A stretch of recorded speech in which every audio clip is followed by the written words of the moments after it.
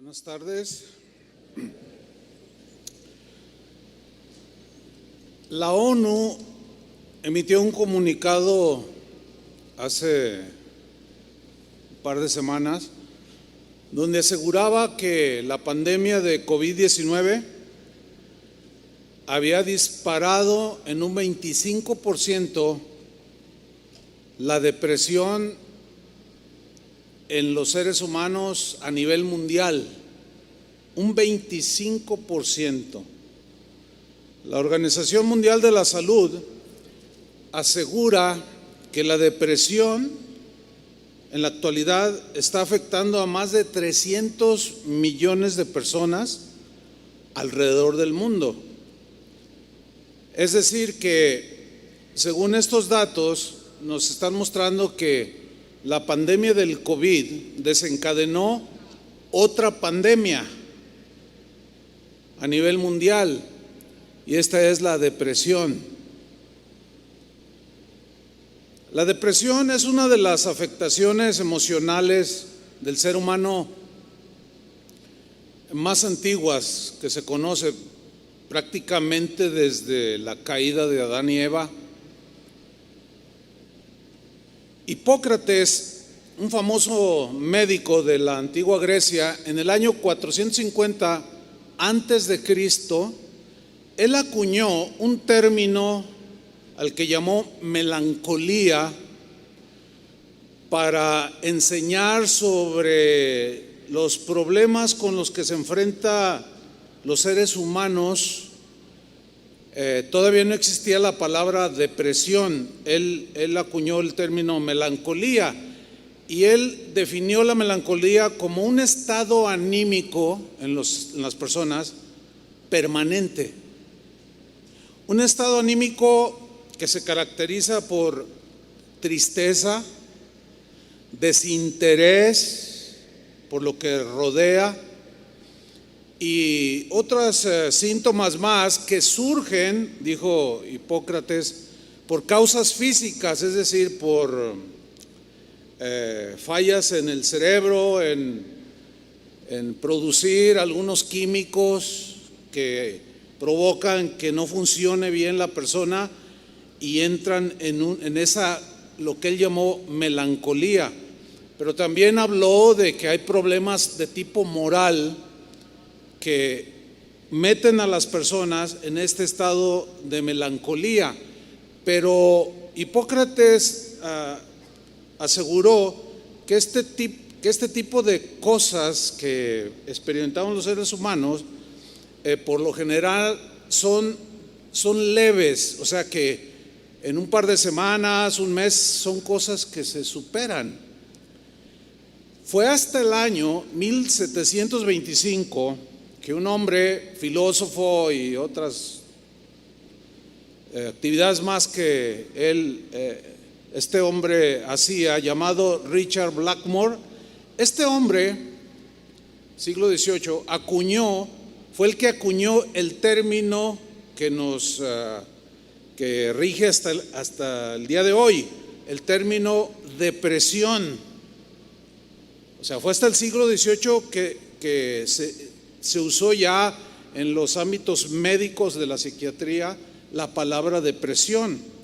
Algunos otros estudiosos del tema del funcionamiento humano, los científicos, definieron la depresión como tristeza del alma, tristeza profunda del alma, depresión de espíritu. Acuérdense que la Biblia dice que somos espíritu, alma y cuerpo, ¿sí? Y somos entes divididos en tres partes, espíritu, alma y cuerpo, que funcionan de manera particular, pero no pueden ser divididas. Es decir, si yo tengo un problema, por ejemplo, me fracturo un brazo, eso va a afectar mi alma. ¿Por qué? Porque voy a dejar de trabajar, etcétera, etcétera, y eso me puede meter en una tristeza o en un desánimo, ¿sí? El rey David llamó a lo que hoy se llama depresión Él lo llamó abatimiento de mi alma. Habló de esto, abatimiento de mi alma. Abatida hasta el polvo, dice, está mi alma. Y en el alma, según la Biblia, es donde están nuestros sentimientos, nuestra conciencia, ¿sí? Ahora, lo que hoy se utiliza en los ámbitos médicos es la palabra depresión. Y la pregunta es, ¿qué es la depresión? Bueno, yo debo aclarar, yo no soy médico, pero tengo alguna información no exhaustiva, porque no se trata de dar una clase de psiquiatría no. Yo voy a tratar este asunto que es propio de los seres humanos desde el punto de vista bíblico, pero hablando en términos que hoy se utilizan como depresión. ¿Qué es la depresión? Según la definición que dan los mismos médicos, la depresión viene del latín depressionis, que significa literalmente hundimiento. La depresión, según la medicina, es un trastorno mental emocional que se caracteriza por un estado de ánimo muy bajo, de ahí deprimido, ¿sí? Sentimientos de profunda tristeza. La persona entonces se siente en su alma, en sus emociones, muy hundida, ¿sí? O sea, deprimida. Ahora bien, quiero hacer una anotación aquí. La tristeza es un sentimiento propio de todos los seres humanos. Si se muere mi gatito, pues siento tristeza, ¿sí? Todos, de alguna manera, los seres humanos tenemos momentos de tristeza porque llegué tarde al trabajo, o tristeza porque se murió un familiar. Todos los seres humanos en algún momento de la vida tenemos momentos de tristeza. Pero la depresión ya es un trastorno, ya es algo que necesita, de ahí no me voy a meter mucho, ni voy a tratar a profundidad el punto, pero ahí es donde ya la persona, cuando no sale de ese cuadro depresivo, ya tiene un trastorno. Tristeza, todos la podemos tener, pero se supera en una semana, un mes, 2 meses, 3 meses, porque así es, así Dios nos hizo. Para nuestro cuerpo, nuestra alma tiene la fuerza para superar muchas cosas que nos producen tristeza. Pero la depresión ya es un trastorno que quizás inició con algún evento que produjo tristeza en la persona, pero al no salir de ella se volvió crónico, y es lo que ya los médicos hablan como depresión. Algunos síntomas de la depresión son siguientes. Dije algunos porque hay un montón, pero voy a mencionar solo unos pocos para que tengamos una idea. Estado de ánimo muy bajo, o sea, andas bien agüitado, ahora sí que en jalisquillo o en mexicano, ¿verdad? En español mexicano, andas bien agüitado, ¿sí? Súper agüitado, que no te calienta el sol, decimos, ¿no? Irritabilidad, enojo. Mucha gente canaliza su depresión con estos síntomas, están demostrando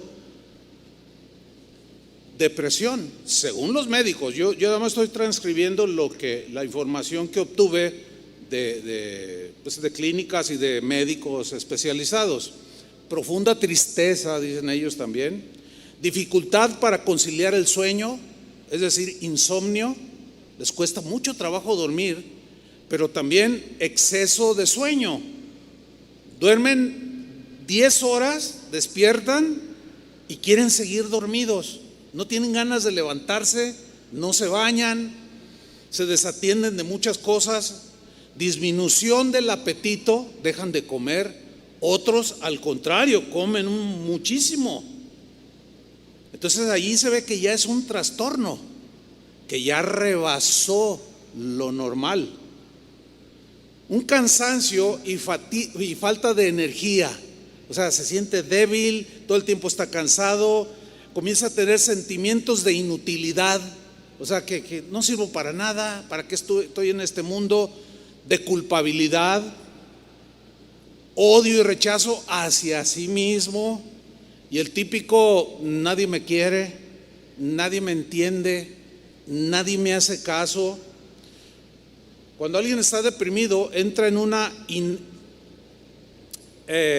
inactividad, en un retraimiento de las actividades cotidianas, como son trabajar, limpiar la casa, cuidar a los niños, bañarlos. O sea, todo lo que tiene que ver con la vida normal. La persona deprimida entra en una inactividad, o sea, se vuelve indiferente, como que no le interesa, y la gente no sabe muchas veces que está en esta condición.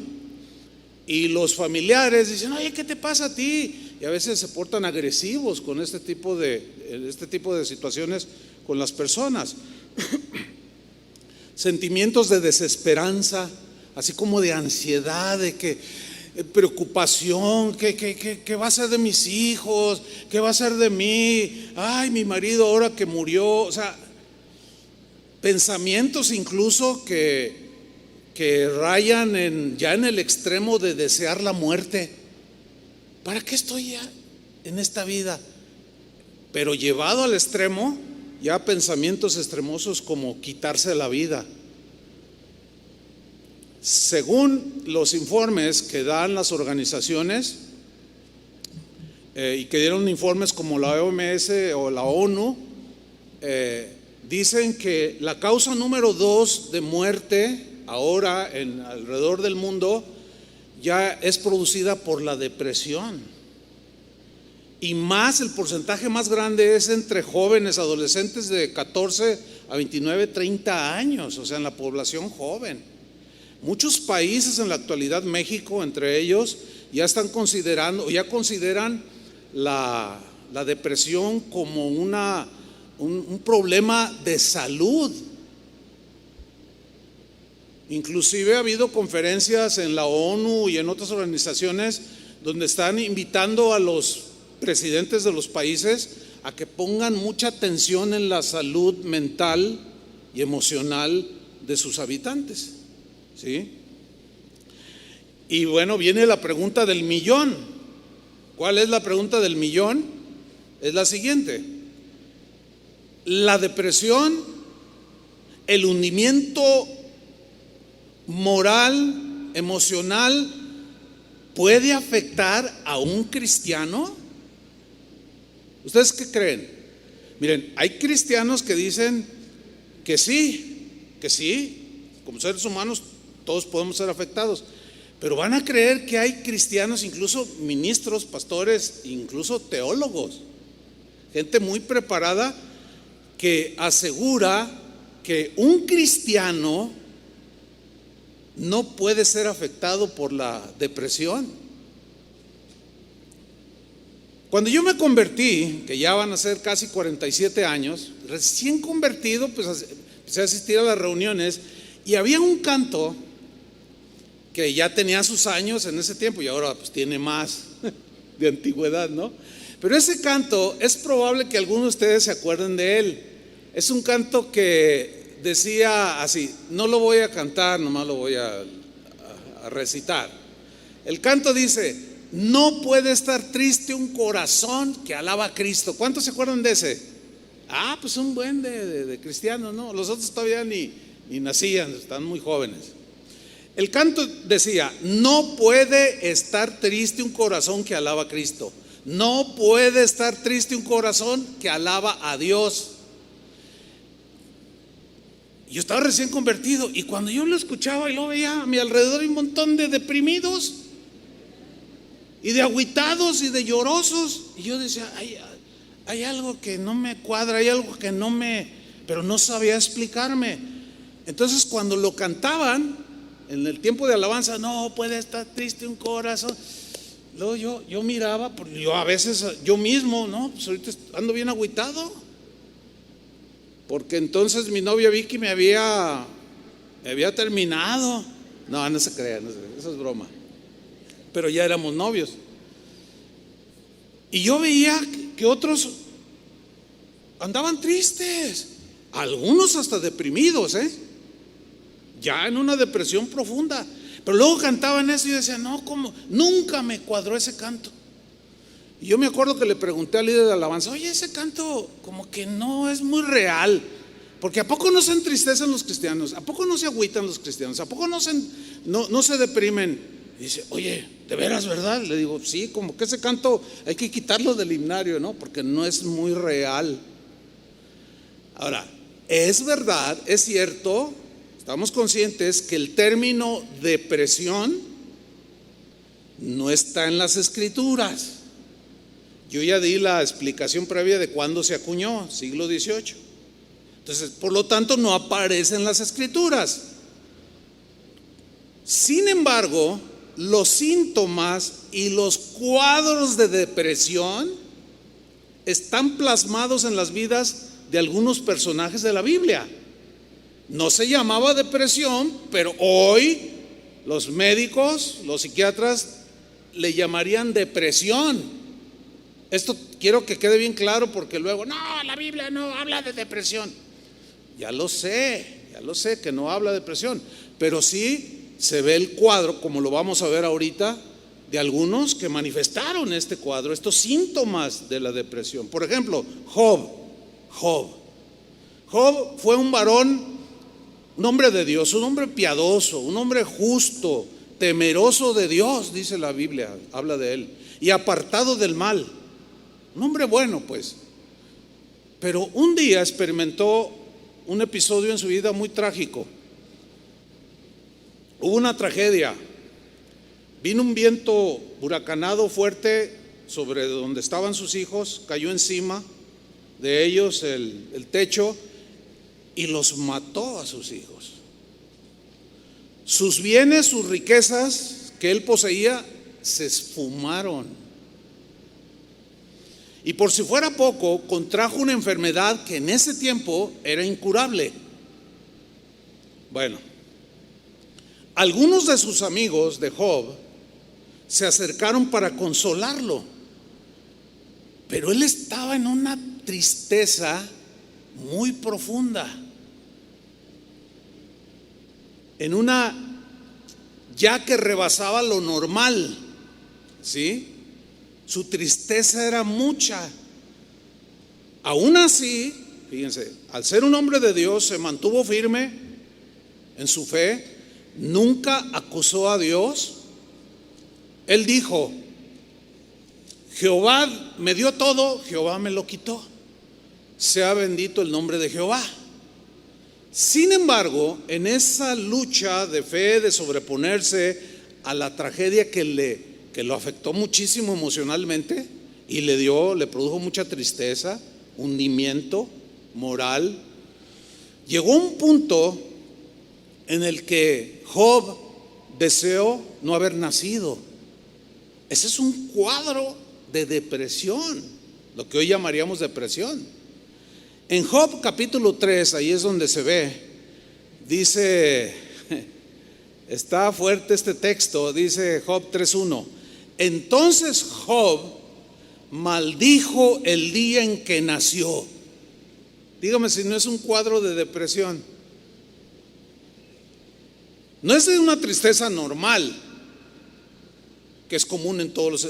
Esto rebasó, lo abrazó y lo hundió, que llegó al punto de decir, maldito el día en que nací. Dice el versículo 3, Job 3:3, que desaparezca el día en que nací. Estoy leyendo la versión Palabra de Dios para Todos. Que desaparezca el día en que nací, que la noche en que se dijo, es un niño, se elimine completamente. Ese es un cuadro de depresión que rebasó una tristeza común. Quizás más de alguno de los que estamos aquí presentes o que nos están mirando en las redes sociales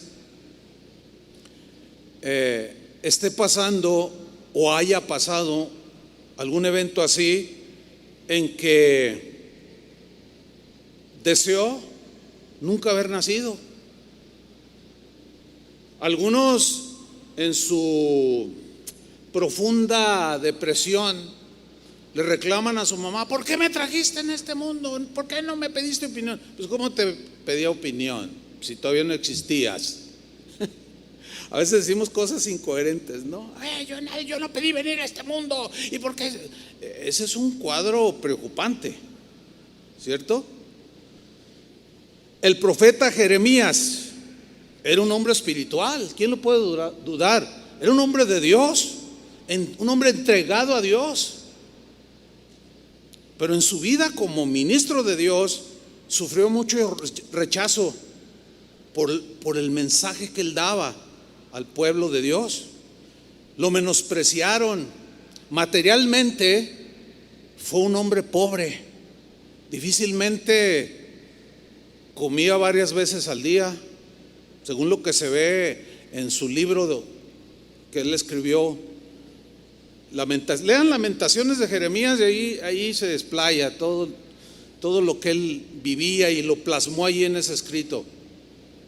Ese profeta vivió tristeza tras tristeza que lo abrumó.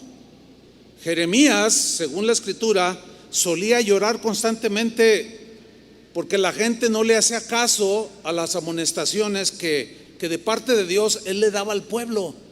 Les decía: no, dejen la idolatría, y seguían en su idolatría.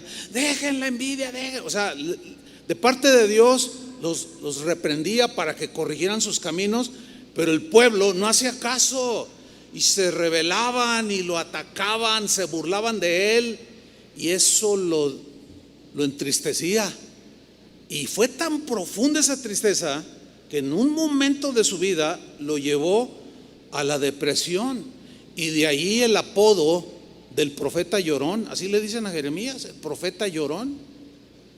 Fíjense que en algunos tiempos de mi ministerio, esta congregación este año cumple 40 años, yo me he identificado con Jeremías, porque uno les enseña la palabra de Dios, pero no todos, así como con Jeremías, no todos obedecen. Y uno los ve que van de picada, y uno los amonesta, les enseña, ora por ellos, pero siguen en la suya. Y eso deprime el corazón de un pastor, porque no hacen caso y siguen en sus pecados, siguen en su rebeldía. Y así como Pablo le dijo a los corintios: me temo que he trabajado en vano con vosotros. Como que estaba un poco agüitado Pablo allí, ¿no? Me temo que con ustedes, corintios, he trabajado en vano. Yo he estado en algunas situaciones así, porque pues algunos tienen años y pues siguen igual. Y sí, y en términos así mexicanos, sí agüita. Entonces yo nada más que no me la paso llorando tampoco, ¿verdad? Entonces no es el pastor llorón en este caso, no aplica, ¿no? Pero fíjense, a pesar de que era un hombre de Dios, pues como tal, su vida fue un ejemplo de fidelidad y de obediencia, a pesar de todo lo que él recibía del pueblo al cual amonestaba. En lugar de estimar a Jeremías por predicarles la palabra de Dios, lo atacaban, se burlaban, se reían de él. Tremendo. Esto lo metía a él en problemas emocionales, porque ¿a quién le gusta que se burlen de él? Pues a nadie, ¿verdad que no? O que se rían, no. Y al igual que Job, Jeremías, hubo un momento en que se sintió hundido moralmente, de tal manera que entró en una depresión y cuestionó la razón de su existencia. Esto lo dejó plasmado en Jeremías en el capítulo 20. Vamos a leer. Voy a leer la versión Palabra de Dios para Todos. Jeremías 27. Él está hablando con Dios y le dice: Señor, me convenciste. En la Reina Valera dice: Señor, me sedujiste. Pero me gusta más esa traducción: Señor, me convenciste y yo me dejé convencer. No me quedó otra opción. el mejor argumento es el tuyo, Señor. Fuiste más fuerte que yo y me ganaste. Pero luego añadió: soy motivo de burla cada día. Todos se burlan de mí. O sea que el bullying siempre ha existido. Ustedes saben que en la actualidad hay jovencitos, incluso niños, que se han suicidado por el bullying que les hacen los compañeros en la escuela. Y la gente de Dios del tiempo de Jeremías eran muy semejantes a los de hoy. Se burlan de las personas, aunque son creyentes, y son agresivos. No, y eso que a Jeremías no le tocó vivir en los tiempos de las redes sociales.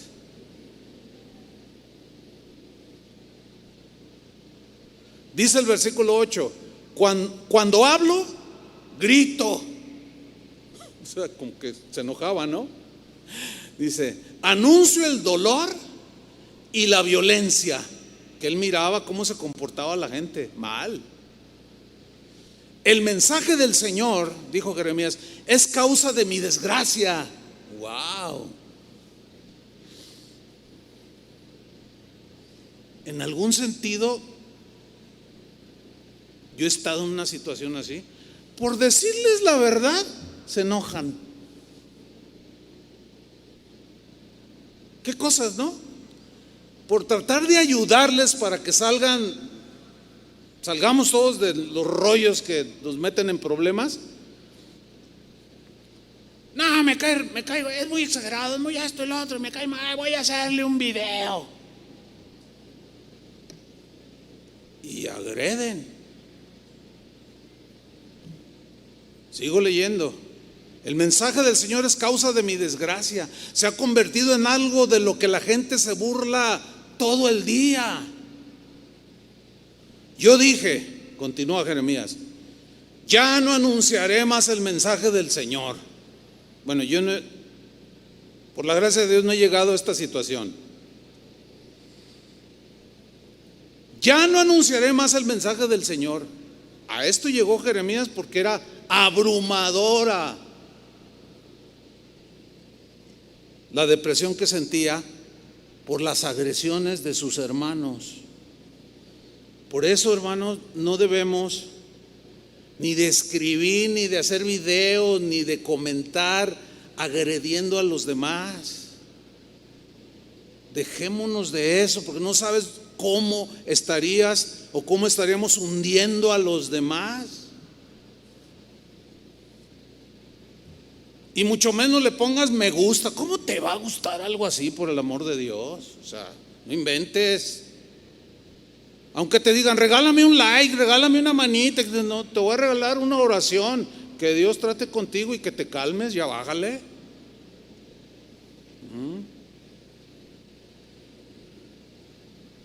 Continúa Jeremías: no volveré a hablar en su nombre, pero su mensaje dentro de mí se convierte en un fuego ardiente que me cala hasta los huesos. O sea, era tan fuerte también la responsabilidad que él sentía. Se peleaba con sus emociones y decía, pero trato de soportar esto, de no predicar ya para no recibir tanto ataque y tanta burla, pero es como un fuego dentro de mí y pues no me queda otra, lo voy a seguir haciendo. Sigue hablando: hago todo lo que puedo por contenerlo, o sea, el mensaje, pero me es imposible. Tengo que seguir hablándoles la verdad. Y como diría uno de los hombres previos a la reforma de la iglesia del siglo XV, XVI, que dijo: prefiero herirlos con la verdad que matarlos con la mentira. O sea, no puedo callarme, decía este hombre llamado John Hus. Lo mismo decía Jeremías, pero ellos eran hombres atacados, y esos ataques, esas burlas producían efectos emocionales negativos, en este caso en el profeta. Versículo 10: he escuchado a muchos que susurran burlonamente, el terror lo tiene rodeado, está lleno de miedo, Anunciemos el terror, anunciémoslo. Incluso mis amigos, dijo Jeremías, me observan para ver si me equivoco.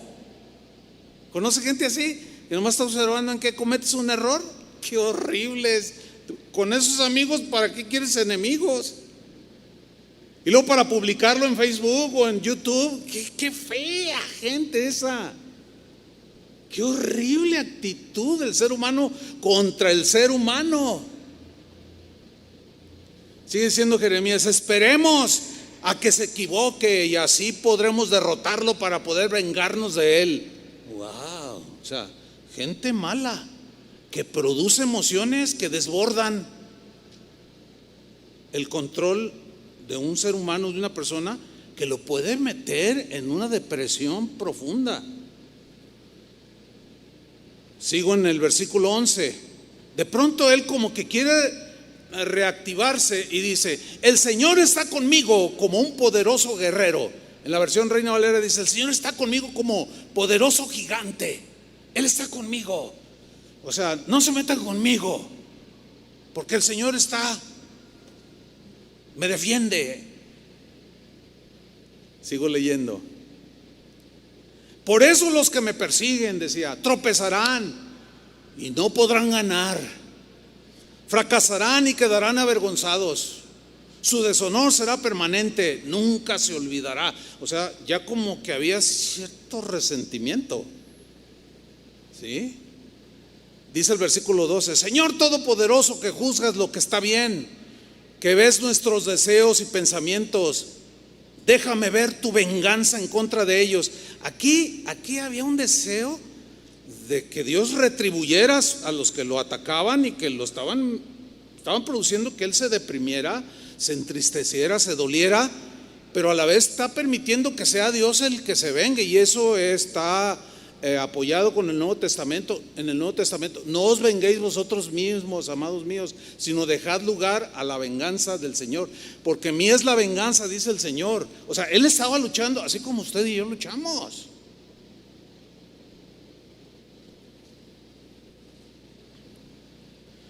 Te lo pido porque he puesto mi caso en tus manos.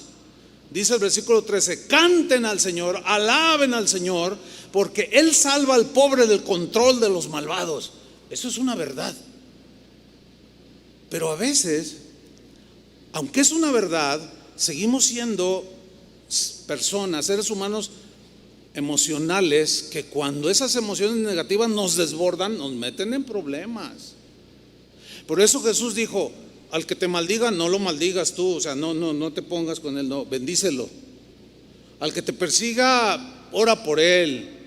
Al que, o sea, no paguéis mal por mal, dijo Pablo, sino paga un bien por un mal que te hacen. ¿Por qué? ¿Por qué esos mandamientos? Porque Dios sabe cómo funcionamos.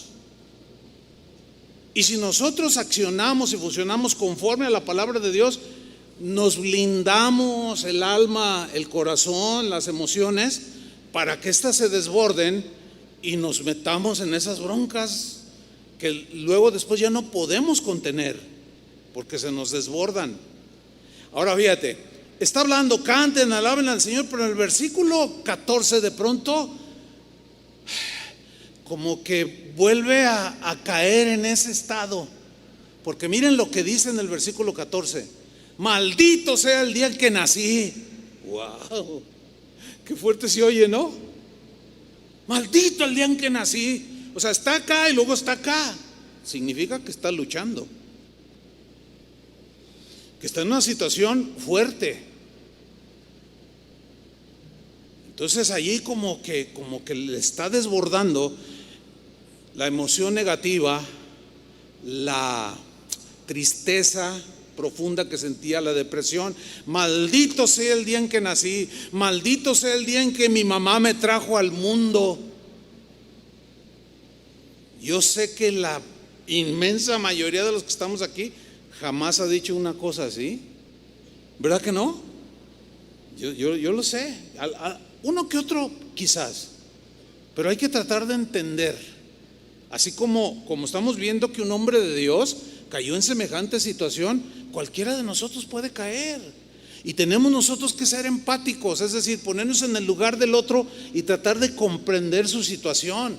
Pero por eso de ahí, hermanos, que no debemos abonar a la burla, a la calumnia, al me gusta el video, aunque hablen pestes de quien sea. No, eso no es para nosotros. Ni debe ser algo en lo cual nosotros nos involucremos.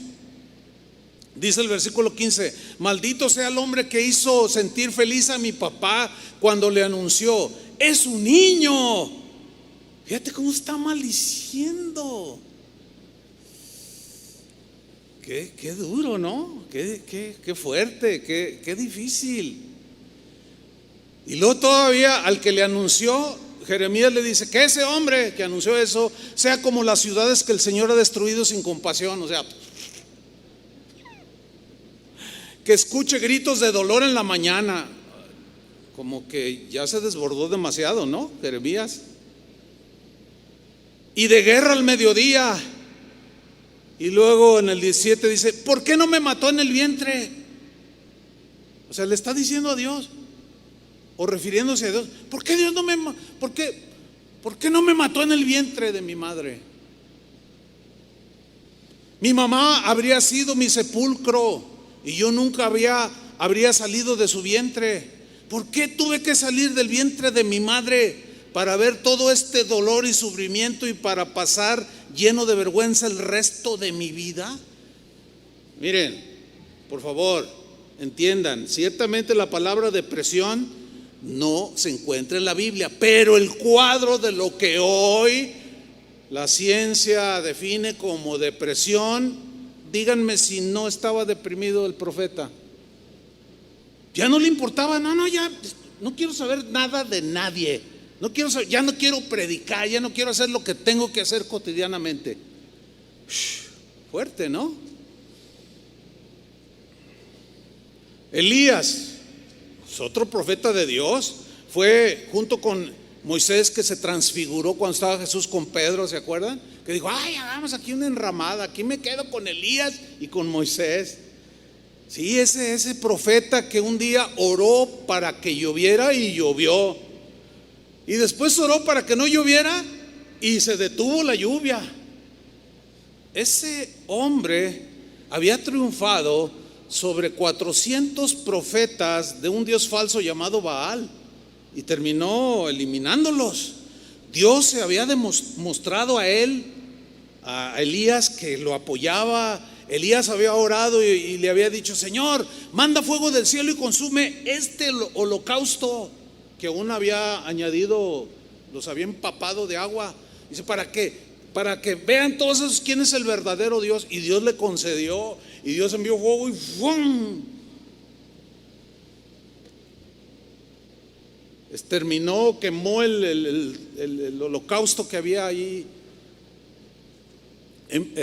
preparado Elías. Dios estaba con Elías. Pero inmediatamente de ese episodio, una mujer mala llamada Jezabel, esposa del rey de Israel llamado Acab, amenazó a Elías con matarlo. ¿Qué hizo Elías ante la amenaza, ante el peligro? Salió huyendo, salió corriendo. Pero vamos a leer unos 3-4 versículos. Primera Reyes 19:1. Acaba de tener gran victoria contra el paganismo. Dios se mostró como lo que era el verdadero Dios. Pero en Primera Reyes 19:1 dice que Acab, el rey, dio a Jezabel, o sea, su esposa, la nueva de todo lo que Elías había hecho. Le contó que había terminado con su ídolo y con todos los falsos profetas que le servían, y de cómo había matado a espada a todos los profetas. Entonces envió Jezabel a Elías un mensajero diciendo, así me hagan los dioses, fíjate, los dioses que ni existían siquiera. Dice, y aún me añadan, si mañana a estas horas yo no he puesto tu persona como la de uno de ellos. Ahora, ¿cuál fue la reacción de Elías? Esto es bien interesante notarlo, porque unos instantes, unas horas antes, Dios le había dado una gran victoria, una demostración de que Dios lo apoyaba de manera poderosísima. ¿Cómo reacciona el profeta? Dice el versículo 3: viendo pues el peligro. Ahora, ¿quién no reacciona ante un peligro? Todos, cualquiera. Es algo que Dios puso en nosotros. Y está bien, porque esa adrenalina que se produce cuando un peligro te motiva a hacer algo, a protegerte, a defender, a huir, qué sé yo. Eso tiene su lado positivo. Pero aquí en este caso dice que vio el peligro y se levantó y se fue para salvar su vida. Fíjate, le tuvo miedo a la amenaza de una señora que algunos dicen que era una bruja. Hay mujeres malas que infunden temor, y esta mujer de verdad que infundía ese temor, y logró que el hombre de Dios se atemorizara y salió corriendo y vino a Bérseba, que está en Judá, y dejó allí a su criado. Dijo: no, que necesito correr yo solo, tú aquí quédate, ahí nos vemos, le dice. Ahora fíjate el versículo 4. Y él se fue por el desierto un día de camino. O sea, significa que durante todo el día, ¿qué hizo? Corrió. Vamos a ponerle 8 horas, que han de haber sido más, pero vamos a poner así bajita la mano. ¿Quién de ustedes ha corrido 8 horas sin detenerse? ¿Alguno? A lo mejor Chava Pardo corría maratones, ¿verdad, Chava? Pero 8 horas no, ¿verdad? Bueno, así bajita la mano. Elías corriendo, era tal el temor que lo embargó, que la adrenalina que le produjo para salvar su vida, y corrió durante, repito, es una suposición, 8 horas. Bueno, nadie es Superman, no existe Superman. Miren lo que dice: y vino y se sentó debajo de un enebro, o sea, de un arbusto, allí a descansar, porque llegó el momento en que ya estaba desfalleciendo. Pero vea el estado en el que ya él se encontraba en ese momento. Y deseando morirse. Esta no es una tristeza común, ¿verdad que no? No, porque, bueno, algo te puede causar un temor, pero dices: ay, ya me quiero morir. No, es raro. Eso se supera generalmente rápido, relativamente rápido. Pero aquí algo sucedió en su interior. En el lapso de un día, él ya deseaba morirse y dijo: basta ya, oh Jehová, quítame la vida, pues no soy yo mejor que mis padres. O sea, mátame ya, Señor, ya no quiero vivir, ya no quiero hacer nada. Díganme si esto no es un cuadro de depresión. Por supuesto que lo es. Y no voy a poder a discutir con los que no, él no estaba deprimido, estaba muy triste. Pues llámale como quieras, estaba bien agüitado. Y eso lo hizo que se desbordara sus emociones y comenzó a desear cosas que ya rebasaban el límite. David, el cantor de Israel, el que compuso la mayoría de los salmos tan hermosos, en los que cuántas veces nos hemos refugiado y hemos recibido consuelo y fortaleza al leer los salmos que él escribió. Pero muchos de esos salmos fueron su experiencia. Y a pesar de ser un hombre conforme al corazón de Dios, tuvo episodios muy difíciles en su vida, situaciones de mucho estrés, de tristeza profunda, que lo hicieron conocer a ese rey David los abismos profundos de la depresión. Por ejemplo, él fue perseguido por el rey Saúl, simplemente por celos. David era un jovencito que acababa de vencer al gigante Goliat, Luego un hombre ya hecho y derecho, todo un rey, se pone a sentir celos del jovencito. Dice, no, me cae gordo porque ya me va a ganar puntos. Y entonces lo empezó a perseguir para matarlo. ¿Te imaginas un hombre de 40 años? Se cree que más o menos tenía en esa edad Saúl, y David no llegaba ni a los 20. Y ya lo quería clavar con lanza. Pues qué mala onda, ¿no? Eso a cualquier joven pues lo deprime, ¿o no? Jóvenes, ¿cuántos de ustedes cuando eran jóvenes que su papá era bien tremendo, era golpeador, blasfemo, maldiciente, mujeriego, borracho y golpeador? ¿A poco no se agüitaban? ¿Y cuántos de ustedes tuvieron pensamientos que los rebasaron? Muchos de nosotros aquí. No pueden decir que no.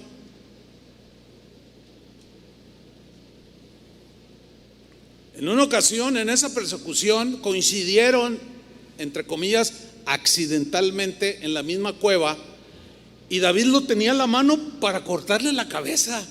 O sea, Goliat se lo echó bien rápido. O sea, el otro estaba dormido, pues imagínense nomás, hasta sentado ahí.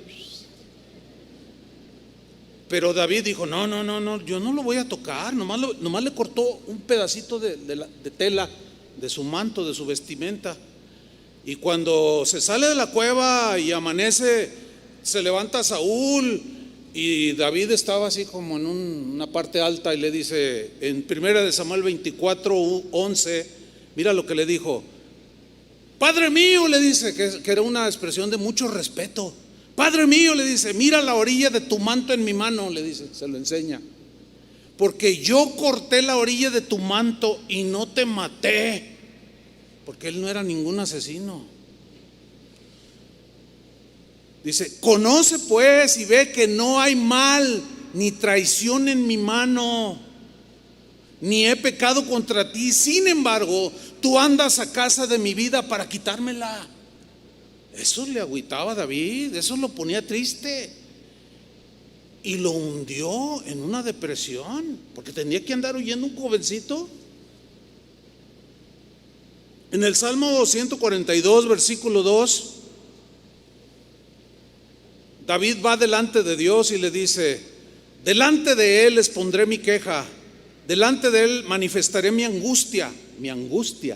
Estaba angustiado, triste, a punto de hundirse en una depresión profunda.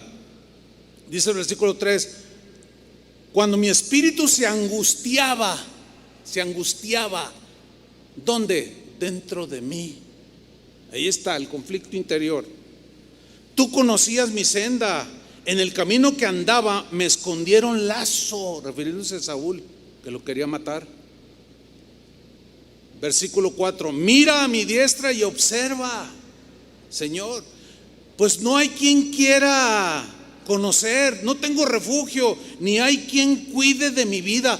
Ya las últimas palabras del versículo 4 ya estaban como desesperanzadas, como que la esperanza empezaba a desaparecer por lo recio de la batalla y de la situación que él estaba viviendo.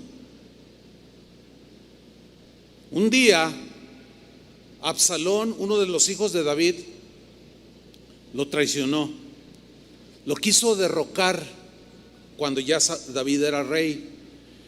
Y se ganó el corazón del pueblo y les dijo que se levantaran. Se rebeló pues contra su papá. Qué terrible ha de ser que un hijo traicione a su padre. Es probable que algunos de ustedes hayan vivido esa situación. Como también es terrible que un padre traicione a sus hijos o a su esposa. La traición es uno de los golpes más fuertes que una persona puede recibir de parte de otro. ¿Alguna vez han sido traicionados? ¿Algunos de ustedes? A ver, levanten su mano. Pues un buen. Ahora bájenla. ¿Cuántos de ustedes han sido traicioneros? Fíjense bien lo que dije. ¿Algunos lo hicieron? Mira, no podemos evitar ser traicionados, pero sí podemos evitar ser los traicioneros. Procura lo más que puedas nunca traicionar a nadie. Pero cuando te traicionen, refúgiate en Dios, porque es un dolor muy profundo cuando te traicionan. Y las traiciones siempre vienen de los más cercanos a ti. Y duele muchísimo. Y ahí es donde debes de cuidar tu corazón para no caer en una situación en la que comiences a decir: ya no quiero predicar, ya no quiero saber nada, ya quiero huir y quiero irme, ya no me interesa nada y ahí nos vemos. Lo cual es algo terrible. Entonces Absalón traiciona a su padre y se hace proclamar rey, y le mandan la noticia a David. Entonces envía a uno de sus generales y le dice: mira, ve y apaga esa rebeldía, pero no le hagas nada a mi hijo. Pero estos van y lo enfrentan y lo matan a Absalón. Entonces regresan y le dan la noticia, y miren la reacción de David. Segunda de Samuel 19:1. Dieron aviso a Joab, que era uno de los generales de David: he aquí el rey. ¿Qué estaba haciendo el rey? Llora, está llorando David, y hace duelo por Absalón. Duelo, habían matado a su hijo. Híjole, ha de ser un dolor muy fuerte perder un hijo. Hace 2 días una familia aquí perdieron su hijo de 19 años. Ha de ser durísimo, ¿no? Y cuando hay unas situaciones así, hermanos, necesitamos ser empáticos, o sea, ponernos en el lugar de ellos, porque a veces yo he presenciado cuando hay algún funeral de algún hermanos que traen, o sea, sus intenciones son buenas, pero les falta sabiduría, les falta sentido común. Ay, ¿a poco estás agüitado, hermano? Ya está con el Señor, ya, gloria a Dios. Ay, hermanos, ¿qué les pasa? Nada que ver con esa actitud. Es vergonzosa, es más, ¿o no? No podemos nosotros tener una actitud así. No, es que a mí se me murió mi papá y yo no le hice tanto al cuerpo. Espérame. No todos procesamos igual. Hay gente que es más fuerte en ese sentido emocionalmente. Hay otros que son más débiles y otros muy débiles. Se les muere el gatito y duran 15 días tristes. Y otro: ay, atropellaron a mi Goliat, o sea, un perrito, ¿verdad? Y el otro día tiene otro. Ya se le olvidó el Goliat. Es que somos diferentes y no podemos meter a todos en el mismo cuadro. Entonces David, un hombre pues de Dios, pero era muy sensible, era su hijo. Rebelde sí, traicionero sí, pero le dolió. ¿Cómo evitar que no le duela? O sea, hay cosas que nosotros no podemos evitar y tenemos que ser prudentes. Y tenemos que ser propios de sabernos comportar. La sabiduría enseña que cuando hay una situación de duelo, no llegues: ánimo, hermano, el Señor, ¿o qué? ¡Órale! No. Eso no enseña la sabiduría ni la prudencia. La sabiduría y la prudencia enseña que vas, lo ves al hermano o tu familiar o tu amigo o el hermano en Cristo que perdió a su papá, a su mamá, qué sé yo, y simplemente va y lo abraza. No, es más, miren, cierren la boca, porque es difícil decir algo ahí en ese momento, pero sí puedes transmitir mucho cuando abrazas, te solidarizas con la persona, estás siendo empática, porque duele. La Biblia dice: llorad con los que lloran. No dice: llegas todo sonriente y todo triunfalista acá y levántalo. No, dice: llora con el que llora. Y pues David estaba bien triste. Dice el versículo 2: y se volvió aquel día la victoria en luto para todo el pueblo. O sea, la gente fue empática con David. aunque reconocía, ese muchacho era un rebelde, pero era su hijo y lo amaba, y mira cómo llora. Estaba bien triste. Oye, todos los años de persecución, luego ya llega a ser rey y luego su hijo lo traiciona y un montón de cosas que le pasaron.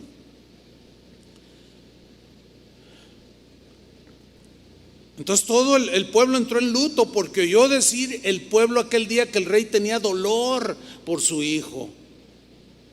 Y entró el pueblo aquel día en la ciudad escondidamente, o sea, así como prudentemente, no así como contacto, precisamente. Como suele entrar a escondidas el pueblo avergonzado que ha huido de la batalla, o sea, muy propios, ¿no? Así como muy, híjole, no hay que decir nada. Lloremos con el rey, participemos de su dolor. Dice el versículo 4: mas el rey, cubierto el rostro, fíjense cómo estaba David, clamaba en alta voz: hijo mío Absalón, Absalón, hijo mío, hijo mío. Estaba triste. Ahora, cuando hay un suceso así como de duelo por la muerte de alguien, es una tristeza normal. ¿A poco no? Es normal. Y normalmente lo superamos, porque todos hemos tenido familiares que se han muerto, ¿sí o no?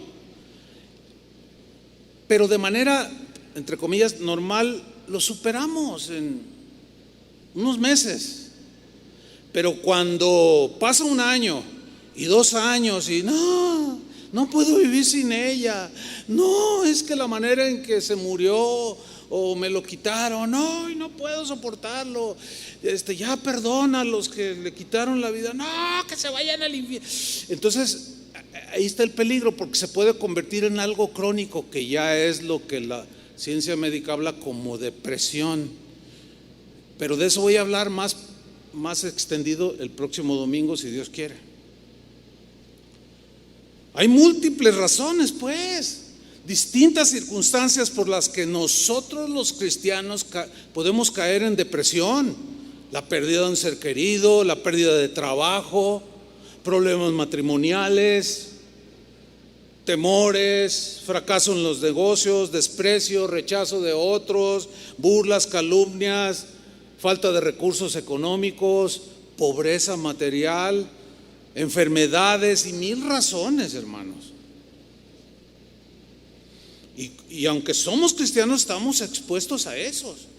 Por eso Pablo, de alguna manera, por el Espíritu Santo dijo: estamos angustiados, mas no desesperados, derribados, pero no destruidos.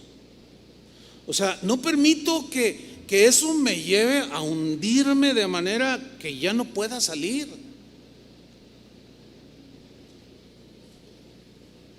Fíjense que de manera, extraña, no es la palabra, de manera inacertada, algunos maestros de la Biblia, ministros, algunos cristianos, consideran y aún enseñan que la depresión en sí misma es pecado. Pero si analizamos bien la situación, vemos que no, este concepto es erróneo. Decir que en sí mismo estar deprimido es pecado, pues hunde más al deprimido. Pues, porque Job no había hecho nada malo, ¿verdad que no? Ni Jeremías habían hecho nada malo, eran hombres buenos, gente de Dios, y se reprimieron. ¿Pecaron? No. Más bien tenemos que reflexionarlo de esta manera. La depresión en sí misma no es pecado, porque todos estamos expuestos a eso, sino más bien la reacción, las acciones que hagamos cuando estamos en la depresión es lo que puede llevarnos a pecar contra Dios. Jeremías rebasó.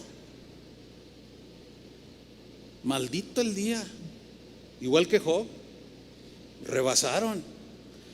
Pero aunque rebasaron y pecaron, no tenemos la menor duda que la misericordia de Dios estaba cubriendo todo eso. ¿Por qué?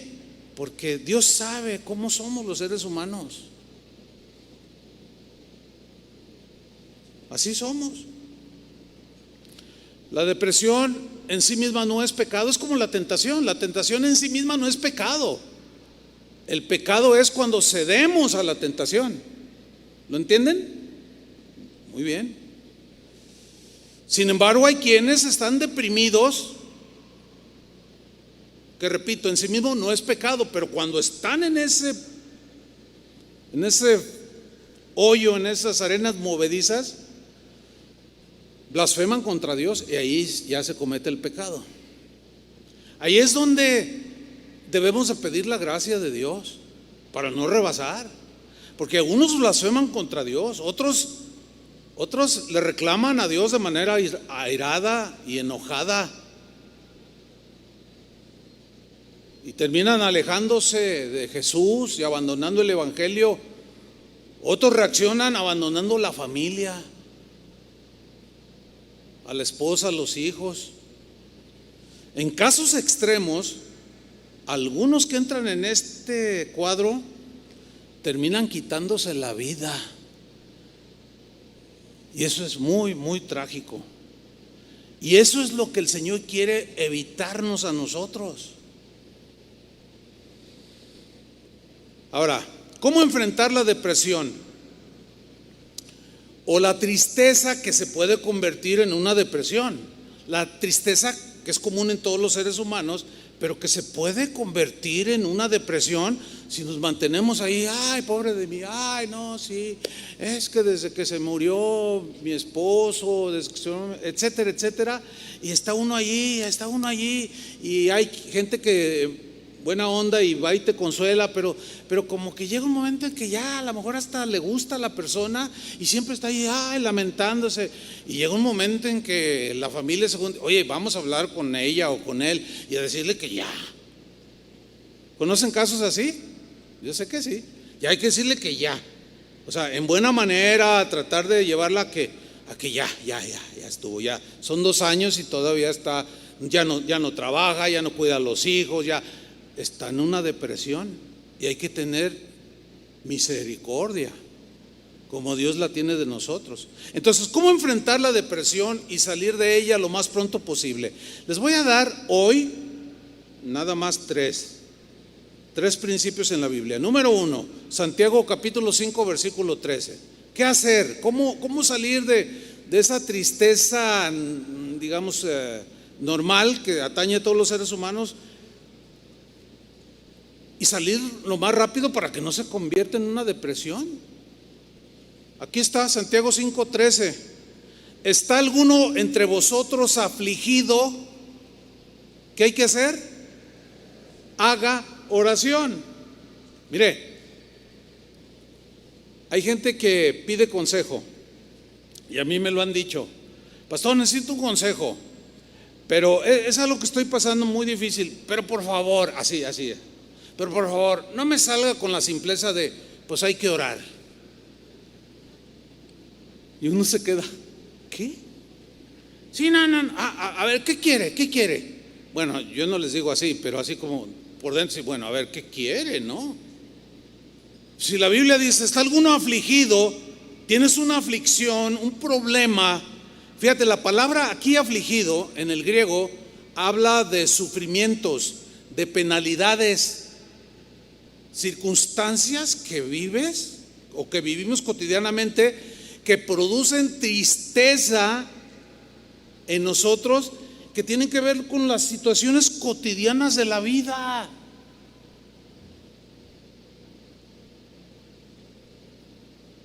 Pero hay que salir de ellas. Entonces, ¿qué dice aquí? ¿Está alguno de vosotros padeciendo un sufrimiento que le está produciendo depresión? ¿O está como en arenas movedizas que cada día lo siente como que se está hundiendo más? ¿Está sufriendo penalidades, tristezas de cosas de la vida cotidiana? ¿Qué dice Santiago? Haga oración. Cuando a mí me han dicho, no, pero no me salga con esa simpleza de que de que incluso a predicadores, no, eso, muchos le dicen a la gente, pues hay que orar, esa simpleza. Llamar simpleza lo que es una instrucción de Dios, hermanos, hay que ser entendidos, ¿no? ¿Cómo podemos llamar simpleza esto? Esto es exactamente lo que dice. ¿Qué te aflige? A ver, ¿qué te produce tristeza o aflicción? Lo que sea. ¿Qué tienes que hacer? Número uno, díganlo, orar. Ay, pero no me oye, nunca me oye Dios. Ah, caray, pues ahí sí ya necesitas tu oración.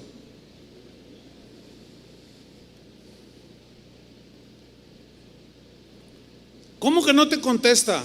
¿Cuántas veces le has pedido? Bueno, en realidad no le he pedido. Oh, ya ves, entonces, bueno, pues acércate a Dios y pídele y cree que lo que le estás pidiendo, Dios lo está escuchando y en su momento te va a responder. Ay, es que me cuesta tanto trabajo.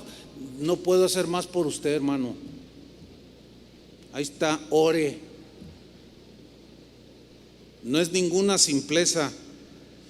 Entonces la instrucción bíblica es que en tiempos de tristeza y de depresión hay que orar, hermanos, con fe, poner nuestra confianza en que Dios está escuchando nuestra oración y que Él va a responder conforme a su voluntad. De esta manera nos vamos a sobrellevar las situaciones que se van presentando y créanmelo, hermanos, en unos días salimos de esas situaciones. Es que mi esposo perdió trabajo. Ok, perdió el trabajo, preocupa, sí, es que hay que pagar renta, etcétera, etcétera. Bueno, ¿qué hay que orar? Hay que orar a Dios. ¿Por qué? Por un trabajo. Hay que pedir y confiar que Dios le dé un trabajo. Y que de alguna manera, de esas como Dios sabe hacerlo, no va a permitir que sus hijos anden mendigando pan. Y Dios puede sostenernos en medio de cualquier escasez, ¿sí o no? Pero esto se hace orando. Y eso ya te va a ayudar a no caer en esa incertidumbre, inseguridad, en esa tristeza y en esa depresión. ¿Qué vamos a hacer? Y fíjate, fíjate cómo somos. Señor, ¿qué vamos a hacer, Dios mío? Pues que tú no vas a hacer nada más que buscar el trabajo. Lo único que hay que hacer es confiar en el que si le da a las aves de comer, también cuidará de ti, ¿sí o no? ¿Se dan cuenta cómo es? No es complicado. Nosotros complicamos.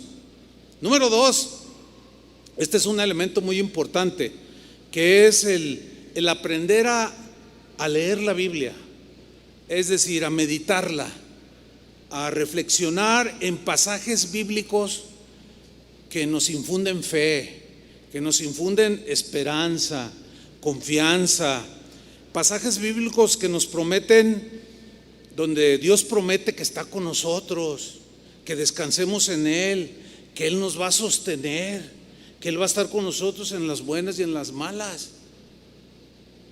En esos pasajes que abundan, son miles y miles de promesas de Dios. Y ahí es donde tú vas a ir y reflexionar. Yo no tengo nada en contra de leer la Biblia en un año, créanmelo. Pero, o sea, está bien, pero cuando yo la intenté hace muchos años así, de una manera más sistemática, tenía que leer tantos capítulos de tantos libros para que en el lapso de un año ya leía toda la Biblia. Pero la leía de esta manera: yo de mi pastor nada me faltará en lugares delicados, pastor. ¿Qué entendiste? Pues nada, pues sentí bonito. O sea, que leemos y leemos, pero no meditamos, no analizamos. Vamos a hacer un ejercicio breve para ilustrarles cómo es meditar y reflexionar en los pasajes que nos infunden fe y confianza. Esto nos va a ayudar a salir de la inseguridad, del temor, del miedo, de la tristeza, de la depresión. David, vamos al Salmo 23, conocidísimo. Bueno, en el Salmo 23, versículo 1, David dice: Jehová es mi pastor, nada me faltará. En lugar de desde pasos me hará descansar, junto a aguas de reposo me pastoreará. Pero luego llegamos al versículo 4, Salmos 23, 4. Quiero que leamos con atención. Así es como se lee la Biblia. Fíjate, y se medita y se reflexiona. Aunque ande en valle de sombra de muerte, no temeré mal alguno, porque tú estarás conmigo. Algunos lo leen así, con la rapidez en que lo leí, y lo entienden como que nunca vamos a pasar ninguna situación que nos aflija. No, la Biblia dice: aunque ande en valle de sombra, eso no llegará nunca. Yo reprendo esos momentos, y se agarran peleando contra la misma escritura. Es que no están leyendo bien, no se aplican en la lectura y en la comprensión. Hay que analizar cada palabra, cada frase. ¿Sabe qué significa aunque? ¿Sí le aunque? ¿Sabe qué significa aunque? A pesar de. A pesar de que ande en valle de sombra de muerte. O sea, ahí no está diciendo que nunca vas a pasar un valle donde puedas sentir hasta la muerte. No dice eso. Dice que cuando estés en ese valle, Él promete estar contigo. Ah, qué diferente. Es que hay que aprender a leerlo. Y hay que aprender no solo a leerlo, sino a entender cada palabra. Aquí, por ejemplo, dice: aunque andare, pues es caminar.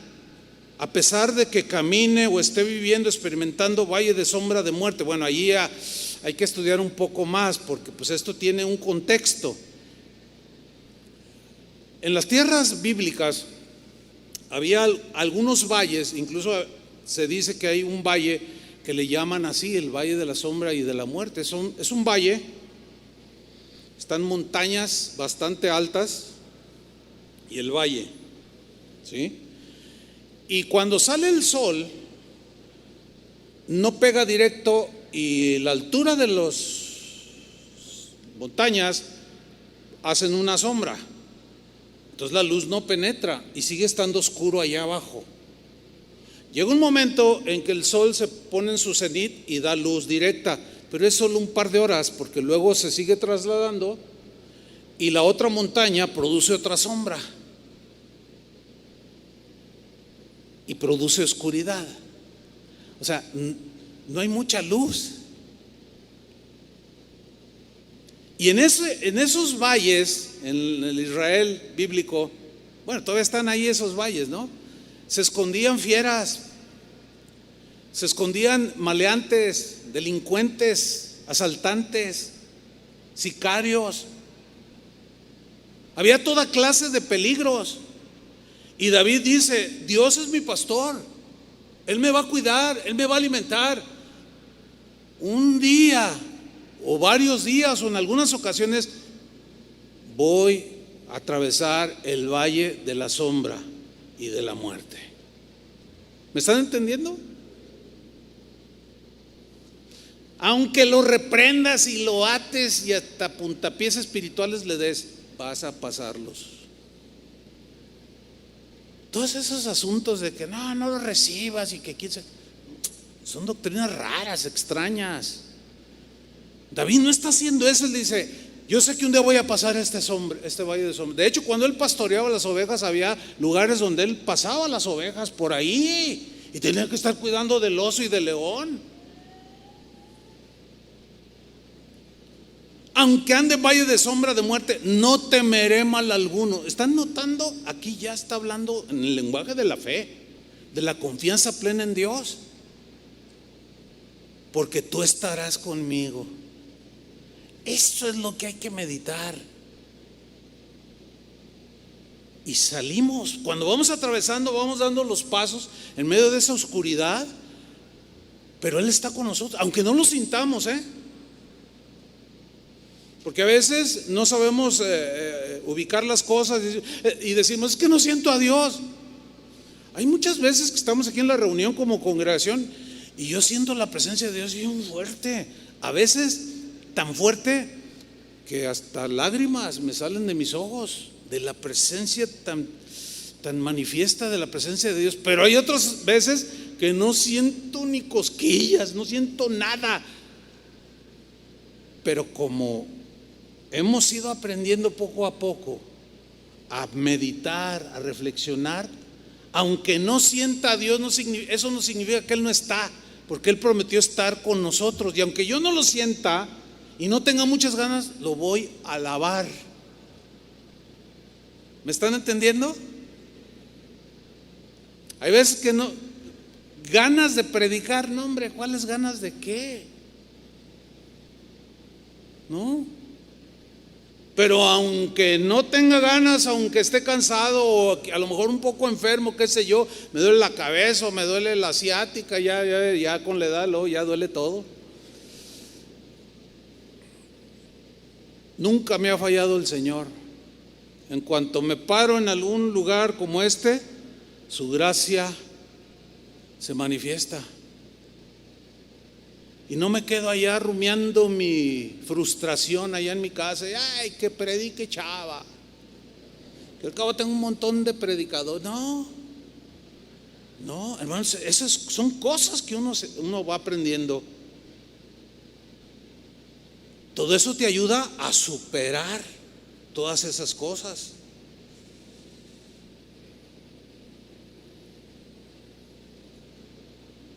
En el Salmo 43, versículo 5, mira lo que David decía. Salmo 43, 5. ¿Por qué te abates, oh alma mía? ¿Y por qué te turbas dentro de mí? Espera en Dios, porque aún he de alabarle, salvación mía y Dios mío.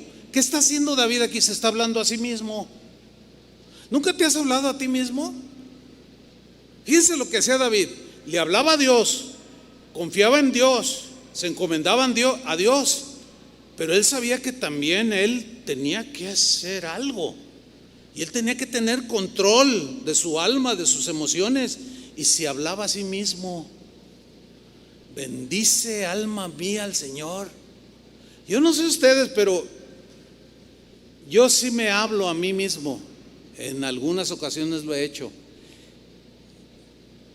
Me paro en el espejo y me quedo viendo ahí. ¿Sabes qué, Chuy Olivares? Ya bájale.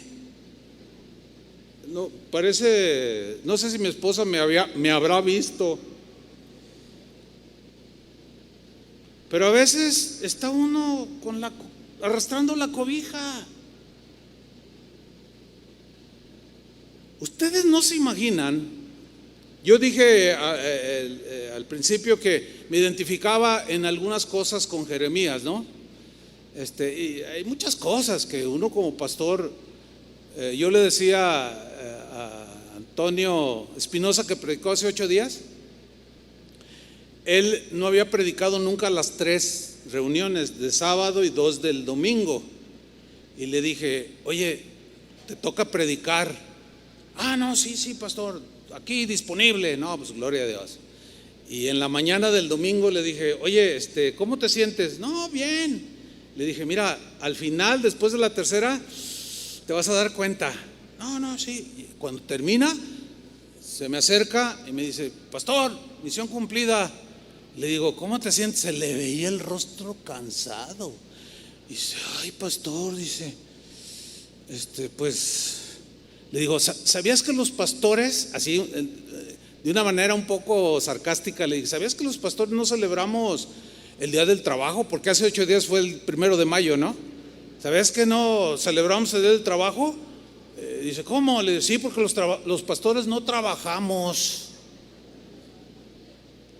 Hay un montón de gente que dice: los pastores, eso ni trabajan, son una bola de mantenidos. Cállese la boca. Si usted supiera. ¿Usted cree que es fácil escuchar durante la semana 50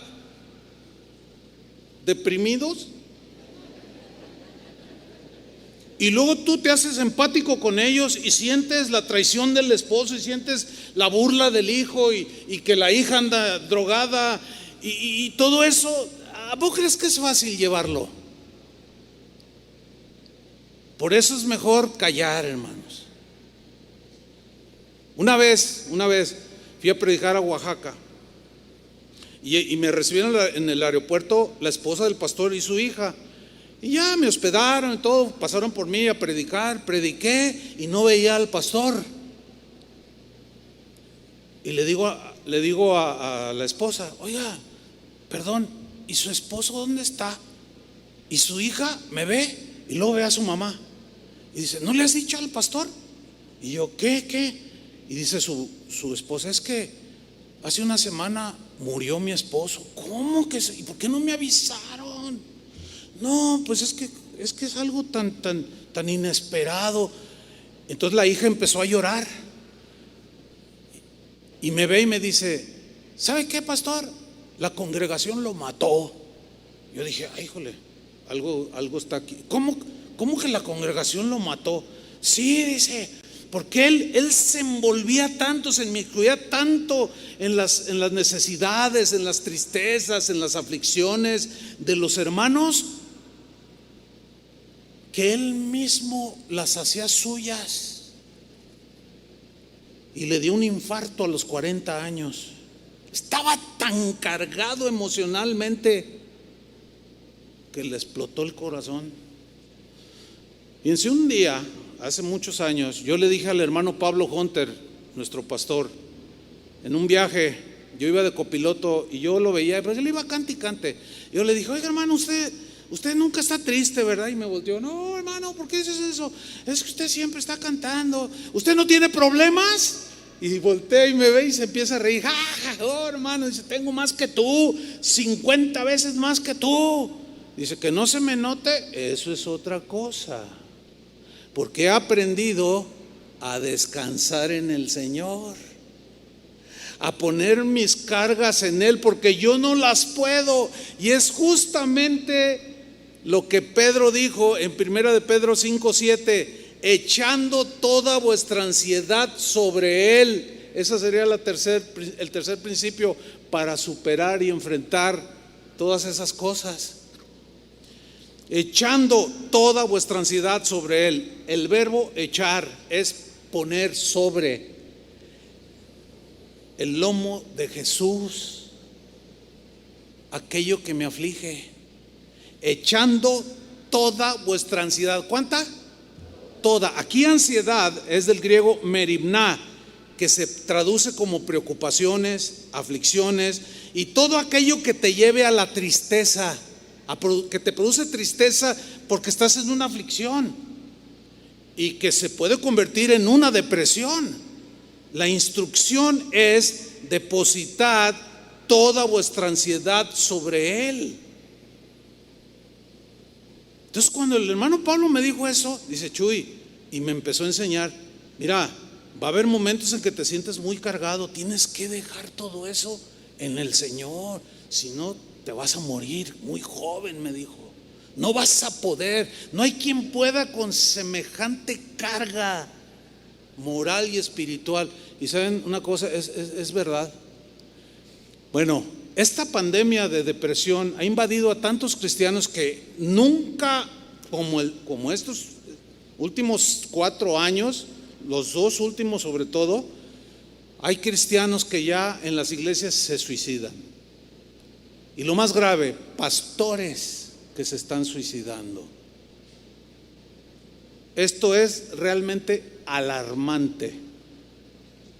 O sea, no es un tema cualquiera, es un tema profundo que la Biblia sí lo trata y nos da la instrucción. Entonces, ¿qué tienes que hacer? Orar. Número 1.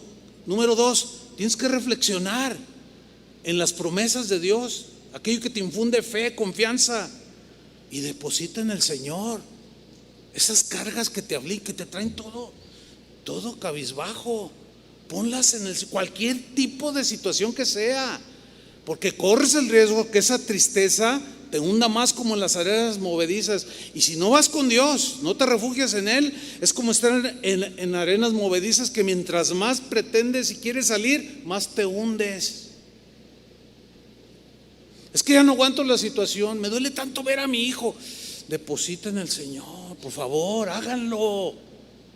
Y no digan que son simplezas. Y van a descansar y vamos a salir. En la actualidad, yo me considero una persona que, bueno, mi esposa podrá decirlo, siempre tengo buen humor. Yo bromeo mucho con mi esposa, estoy contento. Y a lo mejor alguien, es que no le importan los hermanos. No hable. Shh. No, porque mire, si no siguiera lo que yo les estoy enseñando, ya me hubieran matado ustedes. De verdad, porque frustran a algunos de ustedes, desaniman.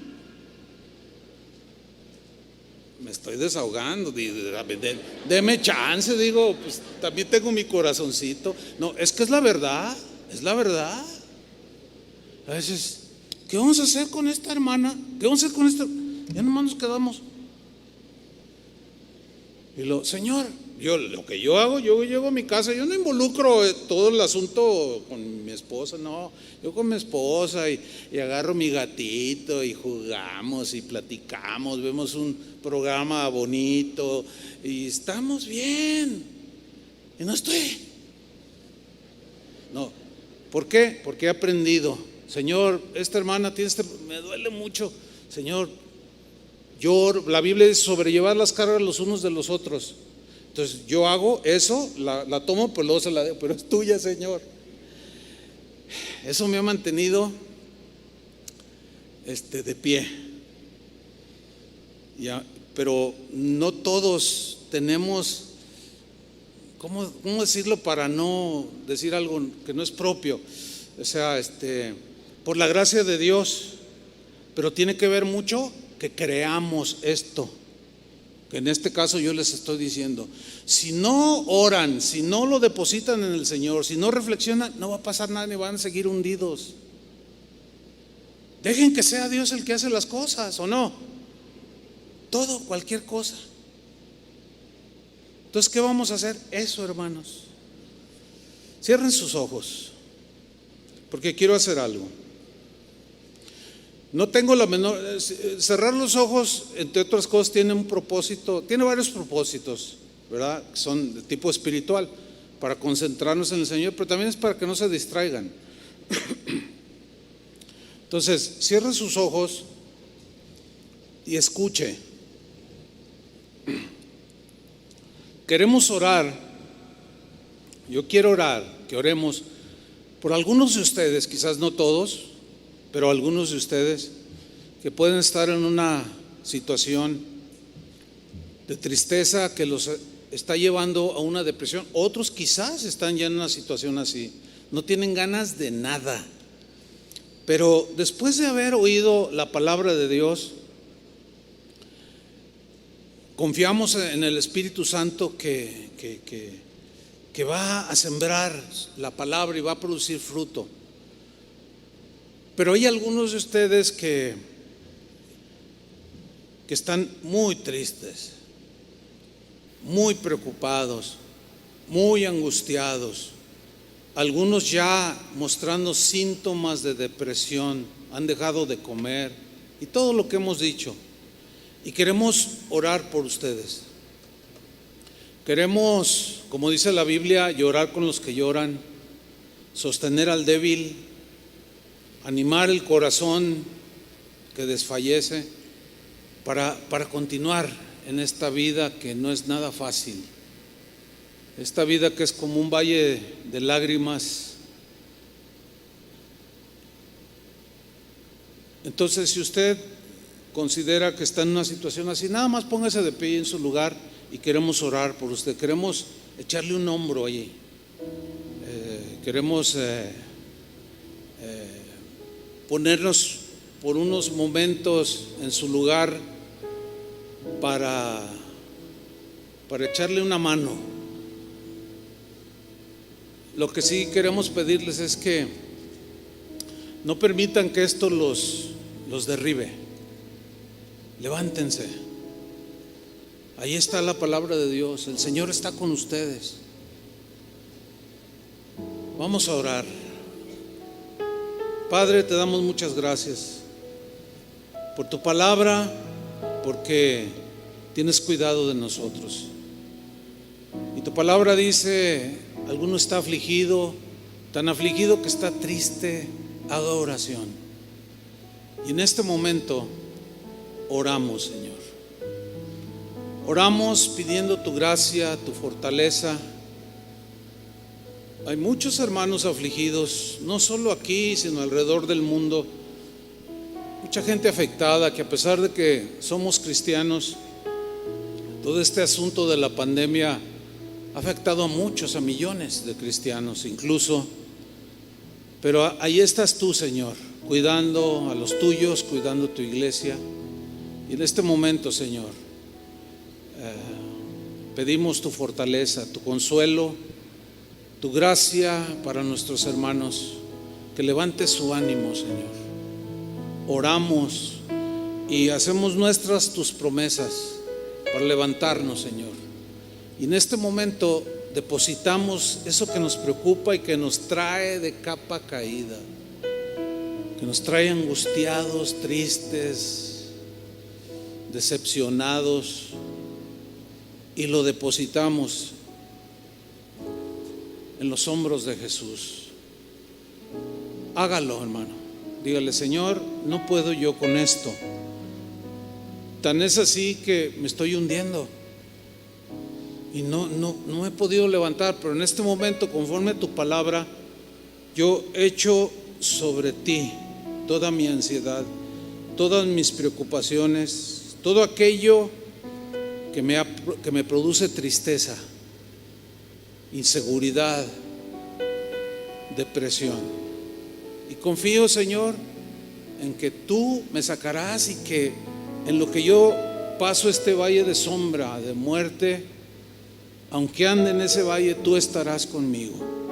Y tu vara y tu cayado me infundan aliento, Señor, en este momento. En el nombre de Jesús. Reciban la palabra de Dios, hermanos.